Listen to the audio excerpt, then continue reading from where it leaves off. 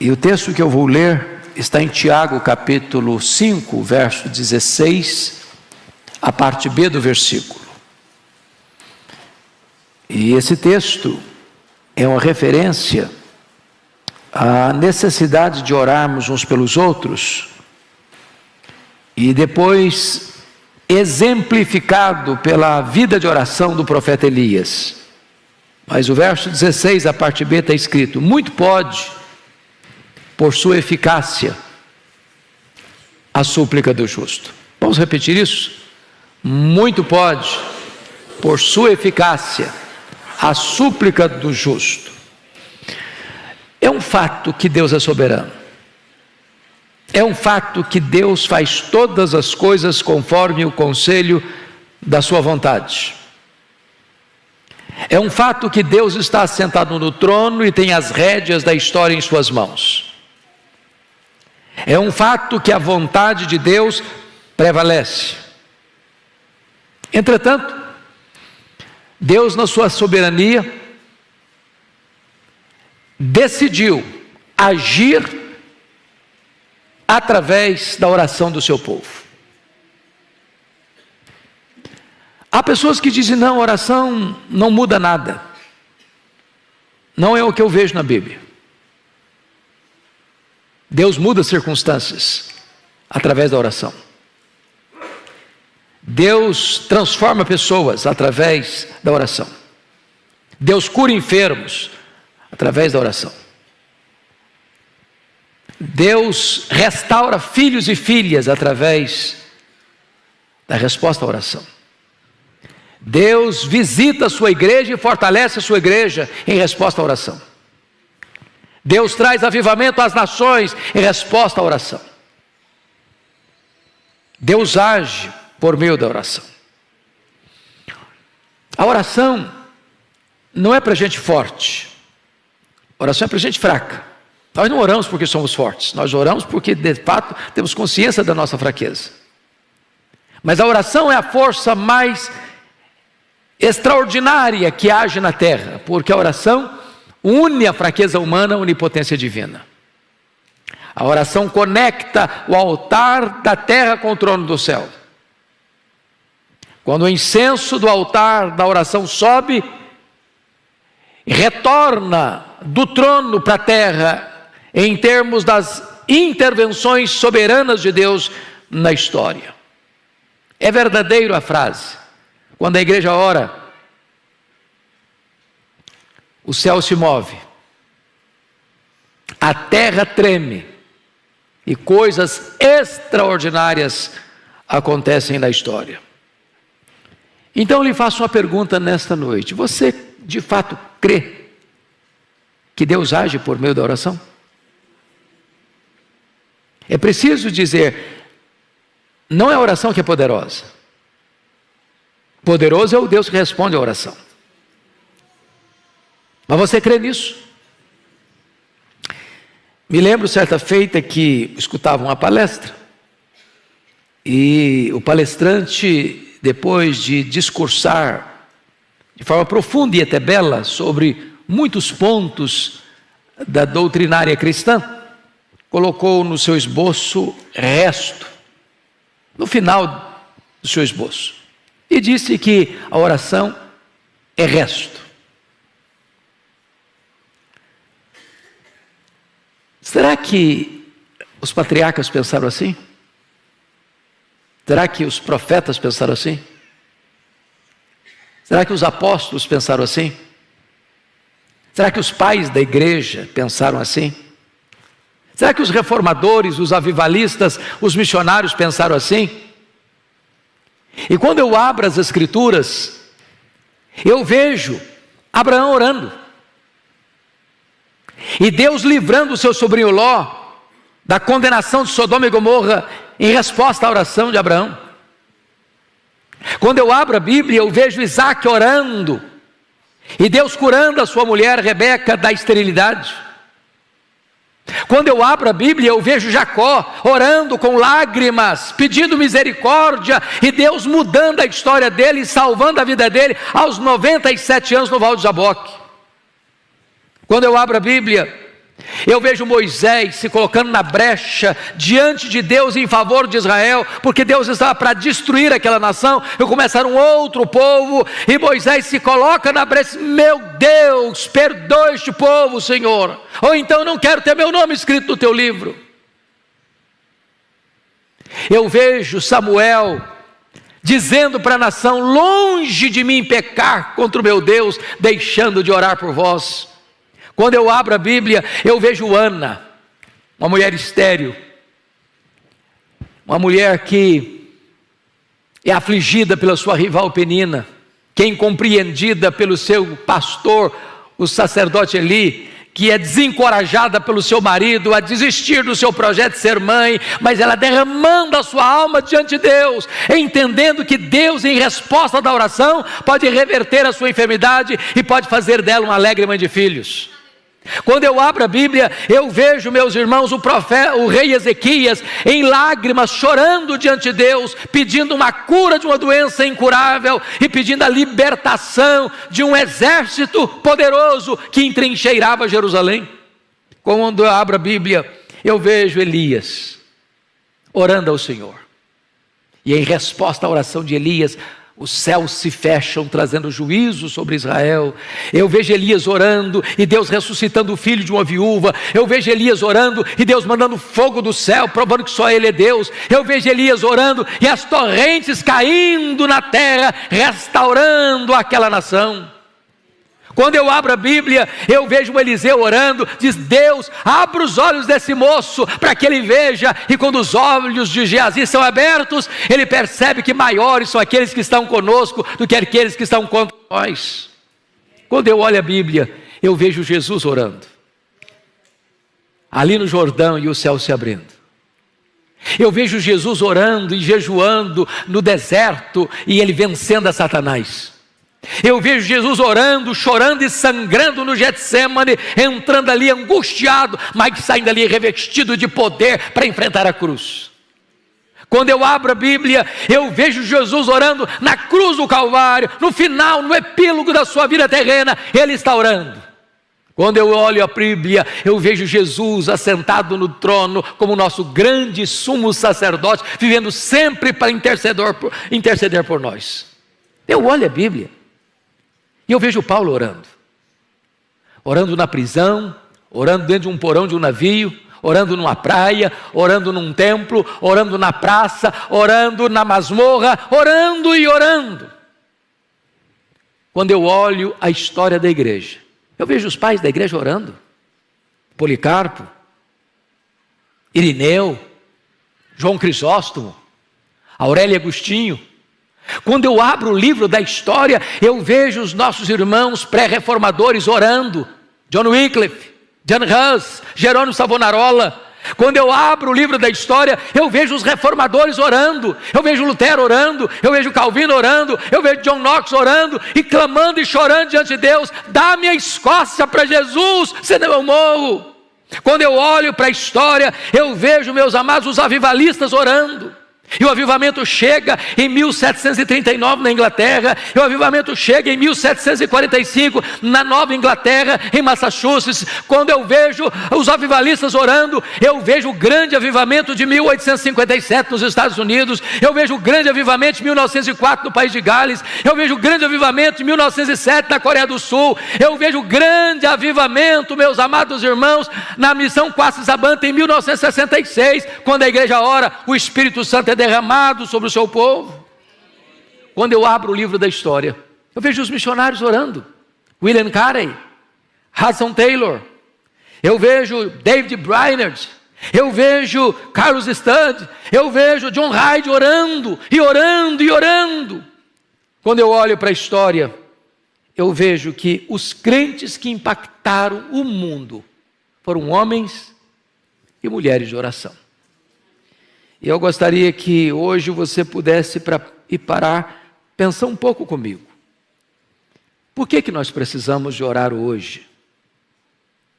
Porque este avivamento que nós tanto desejamos na nossa vida, dentro da nossa casa, atingindo os nossos filhos, reverberando para a igreja, impactando a sociedade, transformando a tessitura da nação, vem em resposta da oração. Não foi assim no Pentecostes? Quando o Senhor Jesus Cristo se dirigiu aos seus discípulos dizendo: permanecei na cidade até que do alto sejais revestidos de poder.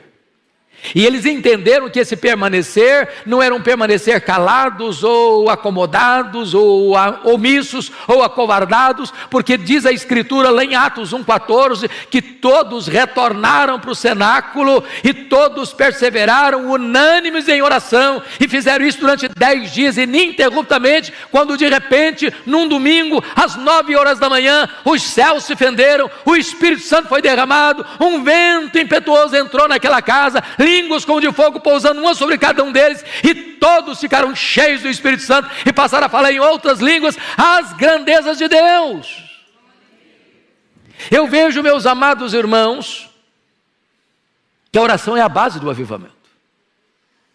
Está escrito lá em 2 Crônicas 7,14: se o meu povo, que se chama pelo meu nome, se humilhar e orar e me buscar e se converter dos seus maus caminhos, então eu ouvirei dos céus, perdoarei os seus pecados e sararei a sua terra. Eu encontro na Escritura lá em Isaías 44,3 que Deus vai derramar água sobre o sedento e derramar torrentes sobre a terra seca. Deus quer um povo que tenha sede dele, que tenha fome dele, que o anseie mais do que as riquezas deste mundo. E então, quando a terra estiver seca e quando o povo estiver sedento, Deus manda água sobre o sedento, Deus manda torrentes sobre a terra seca.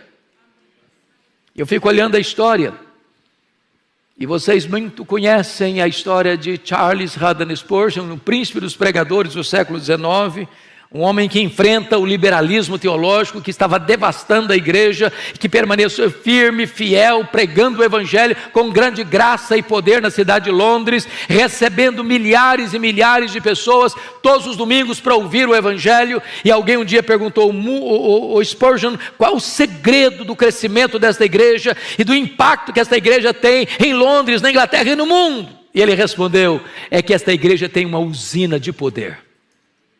E perguntaram: o que significa isso, uma usina de poder? Ele respondeu: esta igreja tem uma reunião de oração toda segunda-feira, onde centenas, onde milhares de pessoas vêm para buscar a face de Deus. E tem mais, no baixo do púlpito, onde estava o púlpito, havia uma sala, e ali tinham os irmãos que enquanto ele pregava, os irmãos oravam, e quando ele sentia que precisava mais de poder, ele batia o pé no assoalho, e isso soava lá embaixo, e eles fortaleciam ainda mais o clamor aos céus, e desta maneira ele entendia que não há poder na palavra, a não ser que haja um povo comprometido com oração, porque não há púlpito com poder, com bancos vazios de oração.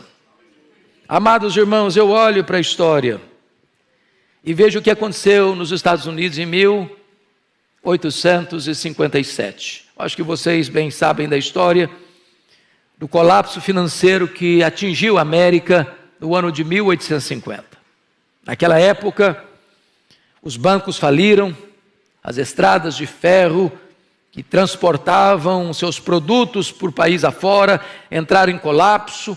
O desemprego era galopante, a economia estava em frangalhos, e então é nessa situação de grande crise financeira e econômica que um missionário urbano, Jeremias Lampier, no dia 1º de julho de 1857, assume o posto de um missionário urbano. E então ele escreve um folheto, e ele distribui esse folheto em Nova York.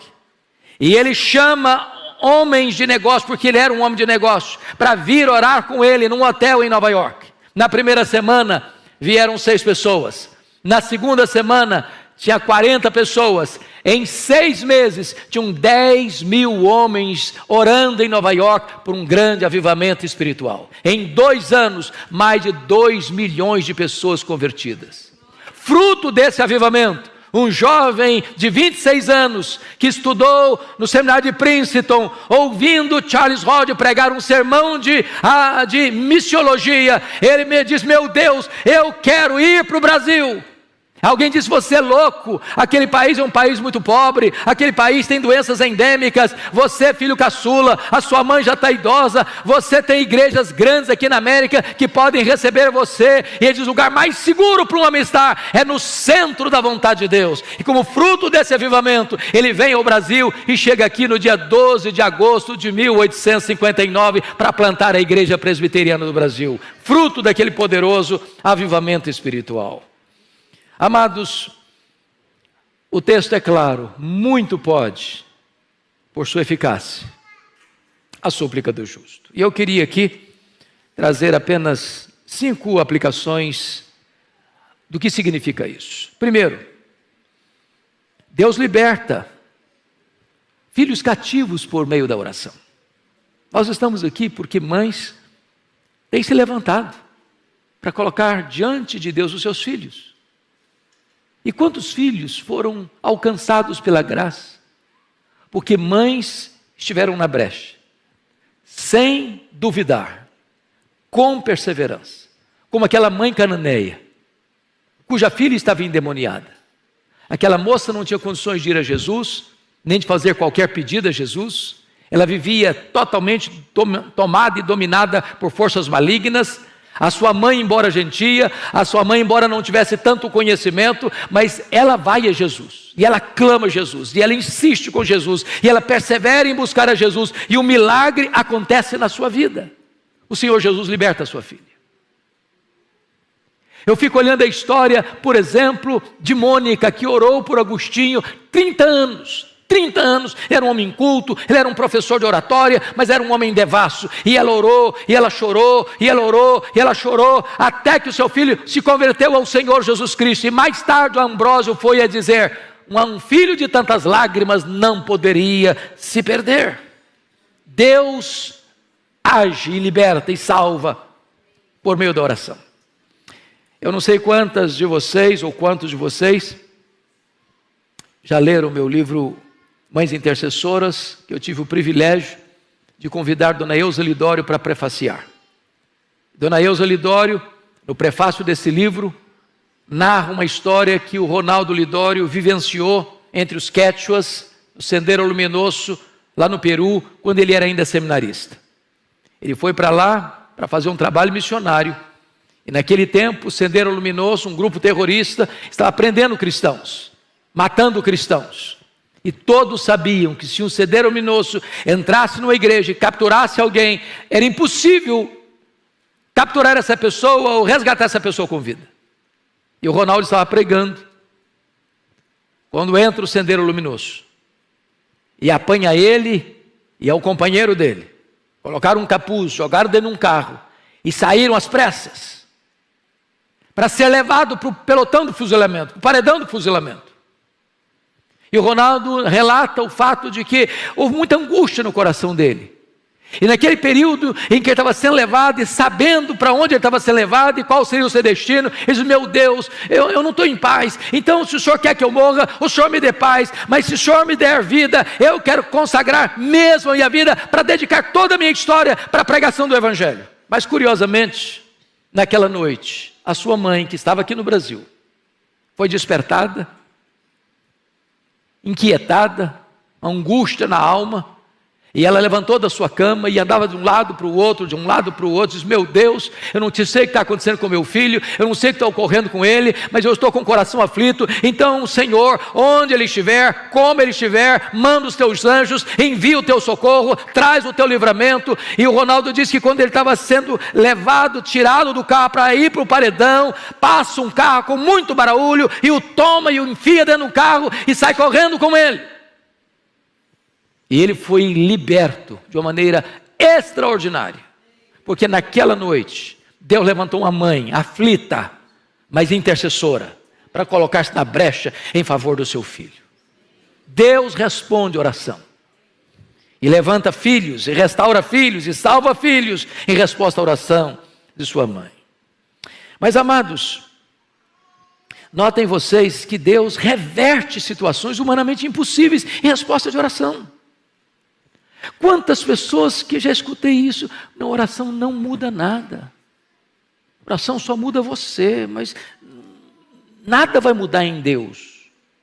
Irmãos amados, o Senhor diz, a Bíblia ensina assim: pedi, dar-se-vos-á, buscai e achareis, batei e abrir-se-vos-á, porque todo que pede, recebe, todo que busca, encontra, todo que bate, abrir-se-lhe-á. Nada tendes, diz a Escritura, porque nada pedis. Então quando você pede, você recebe. Pense comigo na história do rei Ezequias. O próprio Deus tinha mandado o profeta Isaías na casa dele para dar uma ordem, um veredito, um ultimato: põe em ordem a tua casa porque morrerás. E Ezequias ora e chora, e Deus muda o quadro, Deus muda o diagnóstico, Deus muda a sentença, Deus muda o ultimato, e manda de volta o profeta lá dizendo: olha, eu ouvi a tua oração, eu ouvi as tuas lágrimas, e eu te curarei, e eu libertarei Jerusalém do poder da Síria. Olha a história comigo de Pedro, lá em Atos 12, ele está preso, guardado numa prisão de segurança máxima, com 3 escoltas de 4 soldados cada uma. A morte dele já estava lavrada, a sentença dele já estava definida, ele morreria depois da festa, mas em resposta à oração da igreja que se colocou na brecha em favor dele, Deus mandou um anjo e tirou da prisão máxima e libertou Pedro, e aquele que haveria de matá-lo é quem morre. Deus reverte a situação em resposta à oração. Olha comigo a história de Paulo e Silas. Eles estão presos num tronco, no cárcere interior, com os pés amarrados com ferros, com as costas ensanguentadas, numa situação dramática. Mas diz a Escritura que por volta da meia-noite eles cantam e eles oram, e Deus manda um terremoto, e a única coisa que me impressiona é que esse terremoto só quebra as algemas e só abre as portas, mas não traz nenhuma consequência, nenhum desastre, nem nada cai na cabeça deles, nenhuma pessoa soterrada, e apenas os grilhões são partidos. Em resposta à oração, meus irmãos, Deus fecha a boca de leões. Em resposta à oração, Deus apaga a fúria das chamas do fogo. Em resposta à oração, os mortos ressuscitam. Em resposta à oração, os demônios batem em retirada. Em resposta à oração, a igreja avança no poder do Espírito Santo. Louvado seja o Senhor. Quando a igreja ora, Deus age. Deus age. E eu gostaria de encorajar você, mãe, a continuar orando. Não abra mão de seus filhos, não abra mão do seu marido, não abra mão da sua esposa, não abra mão dos seus filhos, não abra mão dos seus netos, não abra mão da sua família, não abra mão de ver Deus fazendo maravilhas, maravilhas. Deus pode tirar as escamas dos olhos, Deus pode tirar o tampão dos ouvidos, Deus pode tirar o coração de pedra e dar um coração de carne, Deus pode responder a oração. Sabe por quê? Porque muito pode, pela sua eficácia, a súplica do justo. Que Deus nos ajude, que Deus nos abençoe, que Deus nos levante como intercessores nesta noite. Amém.